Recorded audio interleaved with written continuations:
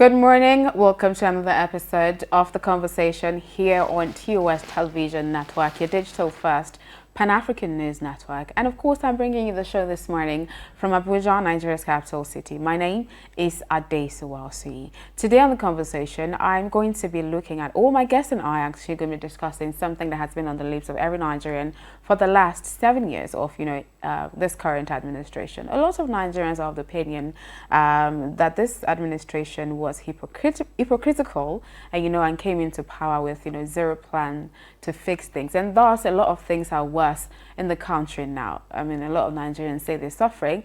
But there's also the school of thought that believes that nothing new is happening now. Everything that's happening, has been happening for the longest, just trickles down from one administration to another administration. So today on The Conversation, we're going to be comparing both administrations, that's the PDP administration and the APC administration, looking at what administration has actually hurt Nigerians more. And to join me in having that conversation in the studio is Isa Tochukwu Uthman, a concerned Nigerian and a public commentator. Good morning and welcome to the show. Thank you very much, Adisha. Yes, it's such a pleasure to have you. Now, let's get straight into it. Are you partisan? Do you play partisan politics, or you're just like a regular Nigerian? I'm just a regular Nigerian. Yeah, so I can know where to start the conversation from.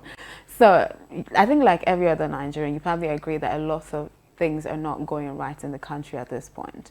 A lot of Nigerians believe that there's a whole lot of suffering going on, has been going on in the last 7 years. And then, so would you say that the current administration, that we've had it worse in this current administration than what it was maybe 7 years ago or 8 years ago? Thank you very much for having me. To start with, I think it is very important for us to start this discussion by looking at what brought this administration to power. Okay. I mean, the pillars on which they anchored their campaigns before they came to power. They anchored their campaign on 3 pillars, which is security, economy, and corruption. Yes. Now, if you look at these 3 pillars, take it from security, you ask yourself, what is the security situation of Nigeria today? We cannot safely travel from here to Kaduna or from here to any part of the northeast, in this country. And Southeast also is having issues of security threat and all that. Recently, I've just learned that Governor of Anambra State just declared a curfew because of unknown gunmen and IPOB, Wahala and all that. You look at the economy, for the first time, we've never seen this, rising hike between Naira and a dollar. So it's very sickening. And what is the average lifestyle of an average Nigerian today? If you go to market with 20,000 naira, you cannot even account for it, And this is government that anchored their campaign on economy. Now you come to talk about corruption. It is very laughable because it will just leave you to say that I think it is safe to say that this government are all for themselves. And to hell with every other person. With all due respect to the administration, look at what is going on in Nigeria. Yeah. The current Accountant General of Federation is right now facing some hurdles with the EFCC. He has been suspended because of suspected, alleged 80 billion, naira. Recently, they have just uncovered another 90 billion naira linked to the same AGF. Okay. So all these things put together, it will just be safe to say that the administration has been very unfair to Nigerians because we trusted that they would have been better than what we had for the past 16 years. But it's easy to actually, blame this current administration. I think I'm also one of the persons that believe that even though a lot of things might have been heightened now, but there's nothing that's happening now that didn't happen in, past administrations. Maybe we didn't have the dollar at maybe 600 naira or 500 naira, at the point. But there was still like rising sharp in the naira against the dollar. And then talking about corruption was a thing in Nigeria.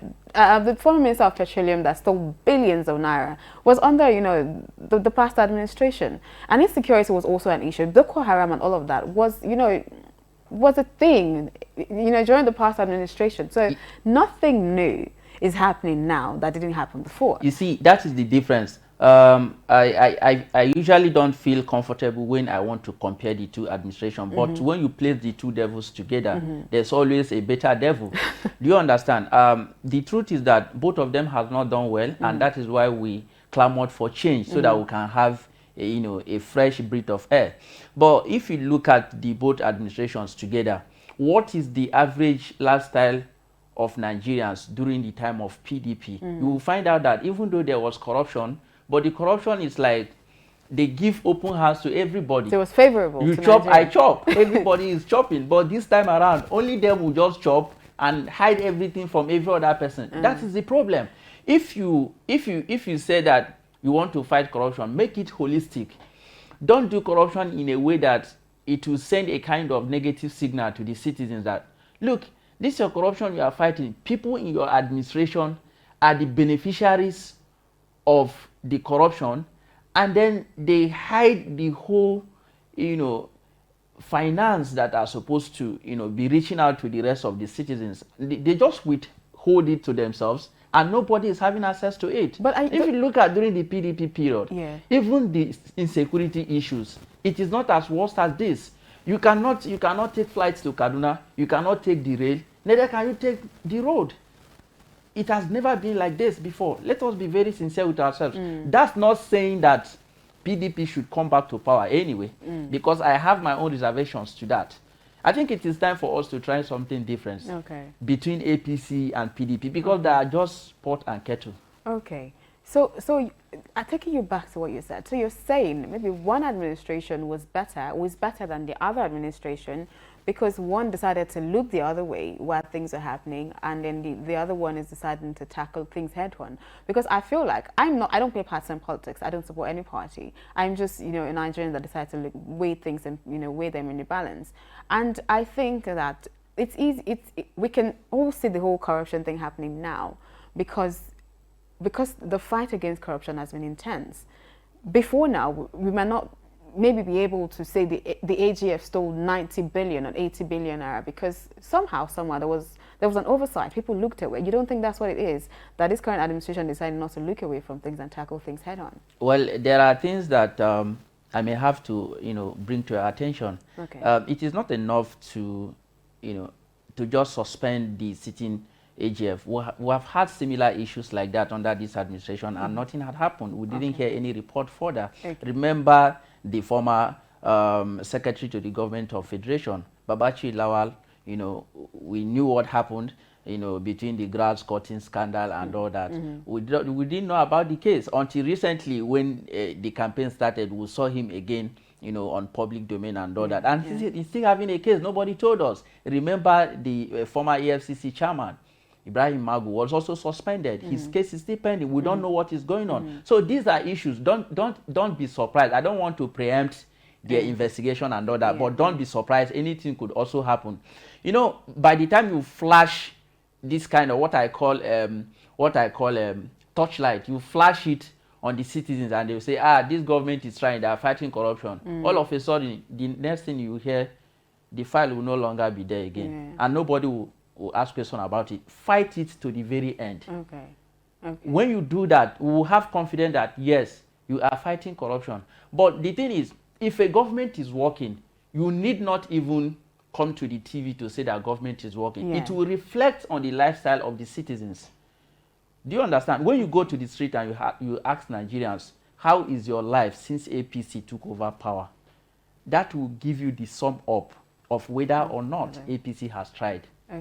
With regards to the 3 pillars of campaign. Let me say something. I think I was asking some people, some persons, this whole debate, and a lot of them said, look, we know how things are. We're not babies. We know that things cannot change overnight. But the problem that we have with the current administration is, while they were in opposition, they called out the PDP administration on their flaws, and then they came into power with the promise to fix things and fix it rapidly, and that's the problem. So it just felt like they came in, they were hypocritical and came in with zero plans to do anything. Are you also of that opinion? The truth is, it will be very difficult to shy away from such opinion, because if you look at APC, PDP, who are APC and who are the PDPs? The machineries that drive this platform is what matters. So if you look at the machineries, just very few people in APC, you can safely say they were not PDP members. So it's just a migrant, you know, from the other party to the other party. So you don't expect any new idea. And of course, it will just tell you that nothing will definitely be new, because the same people yesterday who answered PDP are the new people today answering APC. So you don't expect anything new. And that's why I'm of the opinion that it is time to do away with these two parties. What have they done to us that we cannot really depart from them? They are the status quo. If you talk about status quo, we are not talking of APC without including PDP. It is the same people today, tomorrow, and next. And until we depart from them, this conversation will still continue like this. So what should we be looking towards, though? Because I also know that a lot of people from these parties have migrated to other parties, the Labour Party, the NNPP. So what should we really be looking at? But because it feels as though we're going to keep having this reshuffling and this rotating and all of that. What should we be looking at, really? You see, we should be looking out for people who have character, who have competence, you know, who have track records and capability to deliver in terms of leadership.